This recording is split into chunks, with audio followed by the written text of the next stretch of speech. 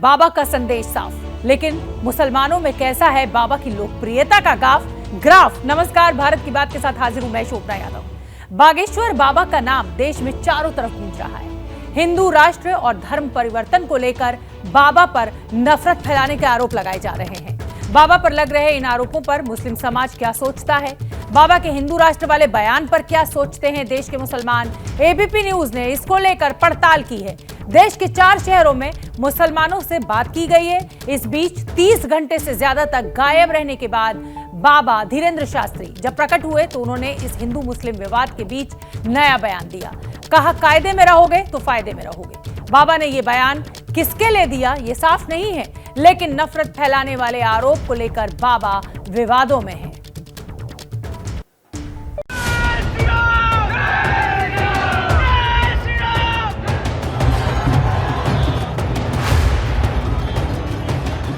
हिंदू राष्ट्र की मांग। मैं सिर्फ ये मानती है कि हम सब साथ हों तो भारत हिंदू राष्ट्र हो। बाबा पर तेज हुई तकरार। भारत को हिंदू राष्ट्र बनाने की मांग करने वाले बागेश्वर धाम के बाबा धीरेन्द्र शास्त्री के बयान पर विवाद शुरू हो गया है। हिंदू राष्ट्र का मतलब राम राज्य, हिंदू राष्ट्र का मतलब सब प्रजा सुखी। कुछ दिन पहले ही बाबा के दिव्य दरबार में एक मुस्लिम महिला ने धर्म परिवर्तन करके हिंदू धर्म अपना लिया। ये बहन मुसलमान बहन है और इन बहन ने अपनी इच्छा से बागेश्वर बालाजी का चमत्कार देखकर ये भी सनातन हिंदू धर्म को सर्वोपरि मान कर आना चाह रही हैं। जय जय श्री राम। खुले मंच पर महिला के हिंदू धर्म अपनाने को लेकर देश में एक नई बहस छिड़ गई। ऑल इंडिया मुस्लिम जमात के मौलाना शहाबुद्दीन रजवी बरेलवी ने बाबा पर नफरत फैलाने का आरोप लगाया है। बागेश्वर धाम के संचालक बाबा धीरेन्द्र कृष्ण शास्त्री ने जो तौर तरीका इख्तियार किया है, इससे पूरे भारत में नफरत फैल रही है। बागेश्वर बाबा अपने दिव्य दरबार में सनातन के प्रचार प्रसार के साथ ही धर्म परिवर्तन का मुद्दा उठाते रहे हैं। दिव्य दरबार में महिला के धर्म परिवर्तन और मौलाना शहाबुद्दीन के बयान के बाद हमने जायजा लिया कि मुस्लिम समाज बाबा बागेश्वर को लेकर क्या सोचता है। इसकी पड़ताल और मुसलमानों में बाबा के ग्राफ का जायजा लेने एबीपी न्यूज की टीम मौलाना शहाबुद्दीन के शहर बरेली पहुंची। सर, आपने सुना है धीरेन्द्र कृष्ण शास्त्री का नाम सुना है? यूट्यूब पे सुना है उनको। अच्छा जी हाँ। तो क्या लगता है आपको कि बाबा जो है वो मुसलमानों का धर्म परिवर्तन करा रहे हैं? नहीं है, लोग कह रहे हैं वैसे कि उनके कहने से यह है कि नफरत फैल रही, ऐसे तो बहुत से लोग कर रहे हैं। मुसलमानों को जो है वो बागेश्वर बाबा से कोई तकलीफ है? हमें किसी से तकलीफ नहीं है। जिसका जो चाहे आदमी जो है आजाद है अपनी बात कहने के लिए। पता है कि ये राष्ट्र जो है सेकुलर मुल्क है, जमहूरी मुल्क है, इसमें जो है हिंदू राष्ट्र ना कभी बन सकता है ना कोई मुस्लिम राष्ट्र बन सकता। क्या तकलीफ है मुसलमानों को? कोई तकलीफ है बाबा धीरेन्द्र कृष्ण शास्त्री? नहीं, हमें कोई तकलीफ नहीं है। वो अपने जो कर रहे हैं, उनके जो धर्म में है वो कर रहे हैं। क्या सोचते हैं उस दिव्य दरबार के बारे में? जो जो कर रहे हैं उन्हें करने दीजिए। वो अपने धर्म का प्रचार कर रहे हैं, जो भी कर रहे हैं जिस हिसाब से कर रहे हैं, जो उनको सही लग रहा है। हम अपने हिसाब से कर रहे हैं, जो भी कर रहा है। फिलहाल तो मुझे ऐसा लगता है कि वो जादूगर है, क्योंकि जिस हिसाब से वो कर रहे हैं। अभी वो एक लेडीज भी आई है उनकी कॉम्पिटिटर। बरेली में ज्यादातर लोगों ने बाबा बागेश्वर के हिंदू राष्ट्र वाले बयान पर अपनी आपत्ति जताई है। हालांकि लोगों को बाबा बागेश्वर से कोई तकलीफ भी नहीं।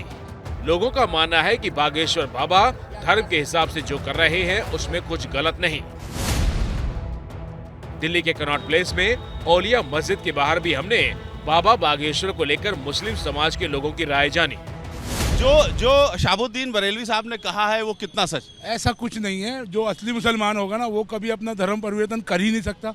कोई शास्त्री हो, कोई मौलाना हो, कोई और भी जादूगर हो या कोई भी हो, कोई मुसलमान जो असली मुसलमान होगा उसका धर्म परिवर्तन नहीं कर सकता। बड़ी बात कह रहे हैं आप। शहाबुद्दीन बरेलवी जो कह रहे हैं कि देश के मुसलमानों को आचार्य धीरेन्द्र कृष्ण शास्त्री से तकलीफ हो रही है। किसी से तकलीफ नहीं है। मुसलमान इतना अपने खुद ही अक्लमंद है, वो अपने डिसीजन खुद ही लेता है। क्या लगता है कि धीरेन्द्र कृष्ण शास्त्री नफरत फैला रहे हैं? नफरत नहीं फैला रहे, कुछ दिनों के ध्यान दो, हर सारे बाबा जेल पहुंच गए, कुछ दिनों बाद इनका भी देख लेना कहाँ ना कहीं पहुंच जाएंगे। सिर्फ वीडियो देखी है, ना कोई ऐसा मतलब उनका बयान देखा कि मतलब धर्म परिवर्तन करा रहे हैं। सिर्फ ये देखा है कि कोई भी वहाँ पे परेशान अपना जाके बोलता है, उसको लिख कर दिखा देते भाई आपका ये हुआ है। बट हम लोग इन चीज़ों पर विश्वास नहीं करते सर। हमें किसी से तकलीफ नहीं है। ज्यादातर लोगों का कहना है कि उन्हें बाबा धीरेन्द्र शास्त्री से कोई परेशानी नहीं है। हालांकि कई लोग बाबा के बिना सवाल किए लोगों की परेशानी बताने को जादूगरी करार दे रहे हैं। तो दिल्ली और बरेली में मुस्लिम समाज के लोगों का साफ कहना है कि उन्हें बाबा बागेश्वर से कोई तकलीफ नहीं है। लोगों का यह भी कहना है कि बाबा अपने धर्म की बात कर रहे हैं, जिससे उन्हें कोई मतलब नहीं है। ये तो बात हुई बरेली और दिल्ली की, लेकिन हैदराबाद और भोपाल में क्या स्थिति है, बाबा पर मुस्लिमों की क्या राय है, वो भी आप सुनिए। लगातार सुर्खियों में चल रहे बागेश्वर बाबा की लोकप्रियता का ग्राफ दिन दूनी रात चौगुनी रफ्तार से बढ़ रहा है। लीवर में दिक्कत है, लीवर इनका खराब है और पेट में सूजन आ जाती है। बाबा की इस उड़ान के पीछे विवादों के फ्यूल को कारण माना जा रहा है। सनातन का विरोध करे, चाहे वो नेता हो या अभिनेता हो। देखो, तुमने एक अभिनेता की फिल्म करी थी बाइकॉट, तो सारा जो है कलावा बांधन लगो, तिलक लगाम लगो। बाबा पर मुस्लिम समाज के कुछ लोग नफरत फैलाने का आरोप लगा रहे हैं। बागेश्वर बाबा पर मुस्लिमों की राय जानने के लिए हमने मुस्लिमों की सियासत करने वाले असदुद्दीन ओवैसी के शहर हैदराबाद का रुख किया। हैदराबाद के सूर्यनगर में मुस्लिम समाज के लोगों का मानना है कि बागेश्वर बाबा के पीछे आरएसएस का हाथ है। जानते हैं आचार्य धीरेन्द्र कृष्ण शास्त्री को, और जो उनके बारे में चर्चाएं चल रही हैं उसके बारे में आपको पता है? देखिए, उन्हें ऐसे कई संत जो अपने आप को बाबा बोलते हैं, मैं ऐसे संत को नहीं मानता हूं, क्योंकि संत का काम है मुल्क को जोड़ना और मोहब्बत लाना। पर ये तो खुला दिखा रहा है यहाँ पे कि वो आरएसएस के लिए और बीजेपी के लिए काम कर रहे हैं। ऐसे आश्रमों में हमने देखा है, आश्रम बाबू हो या दूसरे कई आश्रमों के अंदर कई गलत काम हो रहे हैं। और ऐसे ही इस आश्रम के ऊपर भी सीबीआई के द्वारा एक सिटिंग जज सुप्रीम कोर्ट के इसके ऊपर इंक्वायरी करा जाए, उनके फंक्शनिंग के ऊपर।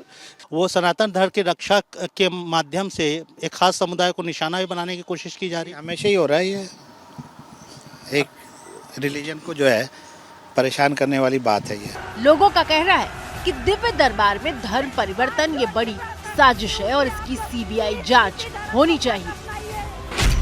हैदराबाद के बाद हमने बाबा बागेश्वर के गृह राज्य यानी मध्य प्रदेश का रुख किया।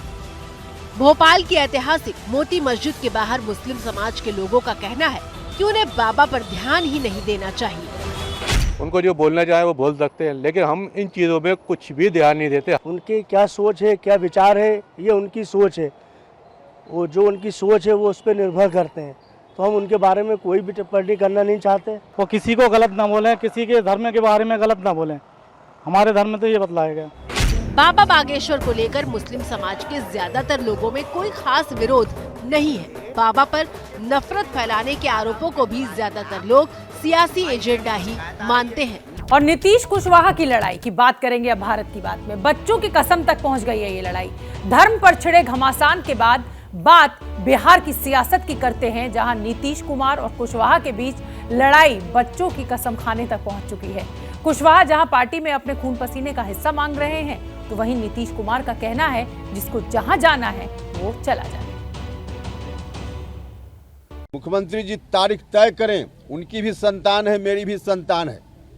कसम खाएं मुख्यमंत्री जी की हम जो बोल रहे हैं गलत बोल रहे हैं, और हम भी कसम खाएंगे कि हम जो बोल रहे हैं गलत बोल रहे हैं कि सही बोल रहे हैं। कुशवाहा की इस कसम ने बिहार की सियासत को हिला दिया है। तो 2 वर्षों में 5 मिनट के लिए एक फोन के लिए उनको सुविधा उनको ख्याल नहीं आया, और अब कह रहे हैं कि मिलकर बात करनी चाहिए। जब मिलकर हमने बात की, उस पर कोई कार्रवाई नहीं हुई, और 2 वर्षों में हमने लगातार किया। उपेंद्र कुशवाहा ने नीतीश कुमार पर आरोप लगाया है कि 2 सालों में यानी जब से वो जेडीयू में आए हैं तब नीतीश ने एक बार भी उन्हें फोन नहीं किया। जब भी बात करने की जरूरत हुई तो फोन उपेंद्र कुशवाहा ने ही मिलाया। लेकिन नीतीश कुमार कह रहे हैं कि उपेंद्र कुशवाहा की कसम का कोई मतलब नहीं है। क्या पता क्या बोल रहा है, इसका कोई मतलब है? आप कोई संतान की बात है, आप तो जान रहे हैं, आप तो नई पीढ़ी के लोग हैं, इन लोगों से और पुराने लोगों से पूछ लीजिए शुरू से हम लोग क्या काम किए, तो इस सब का कोई मतलब नहीं। पिछले कई दिनों से उपेंद्र कुशवाहा की नाराजगी की खबर है। उपेंद्र कुशवाहा को डिप्टी सीएम बनाए जाने की चर्चा उड़ी, लेकिन नीतीश कुमार ने इस चर्चा को फालतू बताकर हवा में उड़ा दिया। बताया जाता है कि उपेंद्र कुशवाहा के दिल में यही दबी नाराजगी बाहर में आ गई। इतना हमारा स्नेह है कि कोई चला भी जाता है तो क्या मतलब है, जाओ भाई जहाँ जाना है जाओ। इसके बाद से ही उपेंद्र कुशवाहा के बीजेपी में जाने की चर्चा हो रही है। नीतीश कुमार ने कह भी दिया है कि जिसको जहाँ जाना है चला जाए। सवाल ये है कि कुशवाहा के मन में क्या है।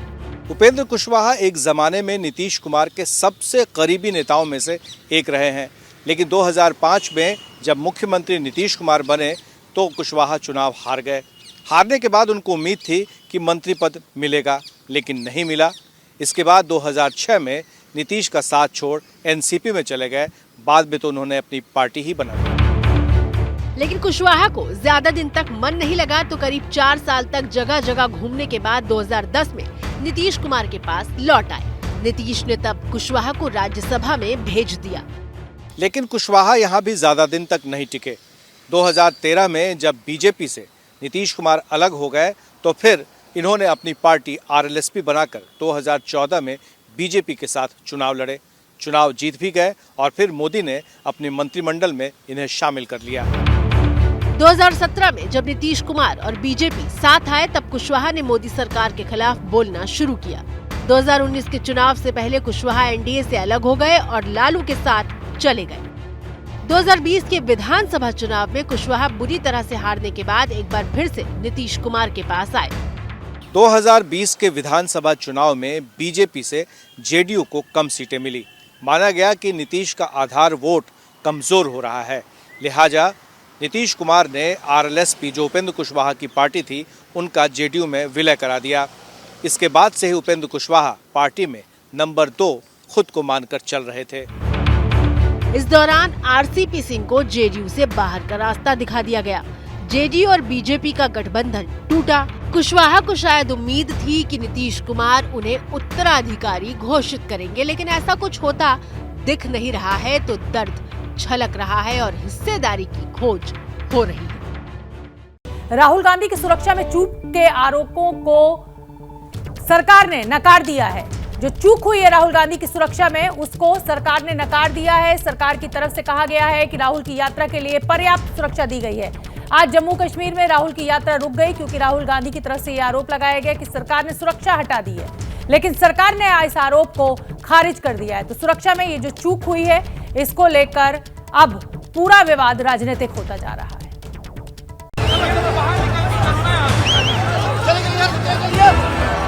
समापन की तरफ बढ़ रही राहुल गांधी की भारत जोड़ो यात्रा कश्मीर घाटी में कदम रख चुकी है।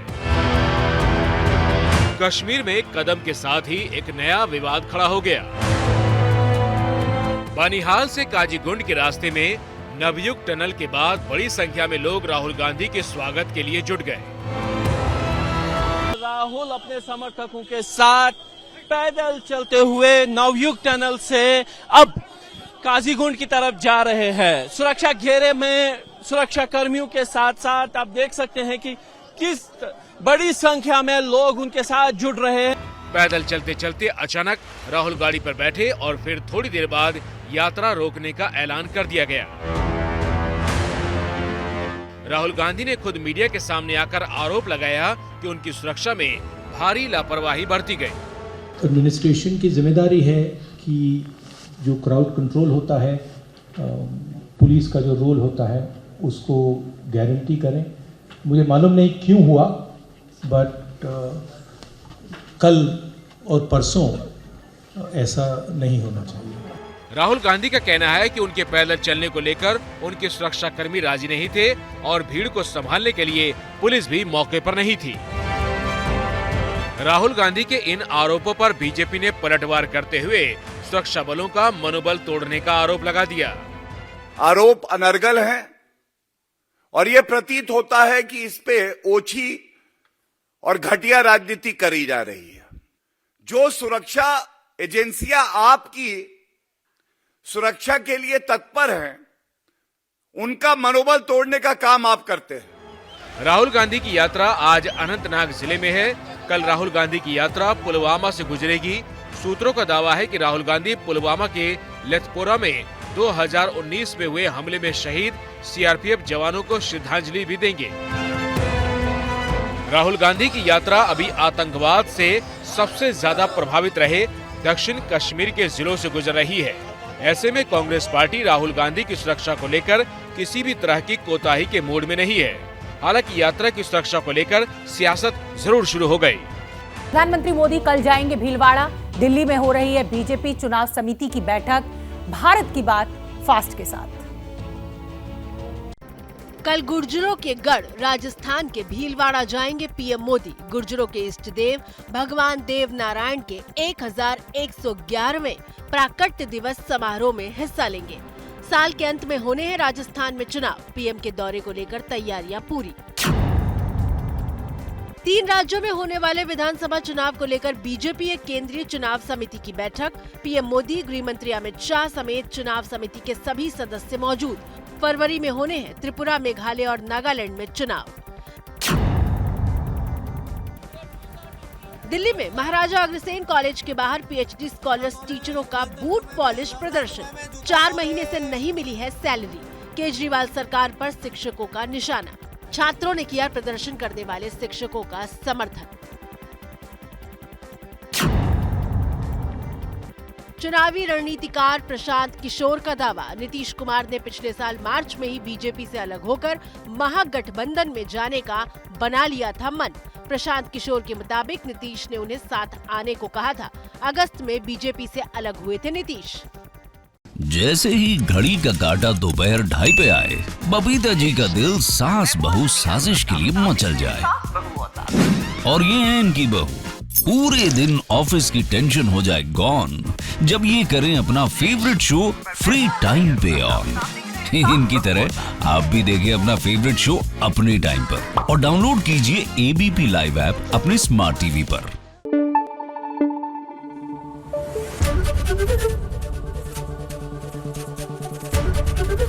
एबीपी न्यूज आपको रखे आगे।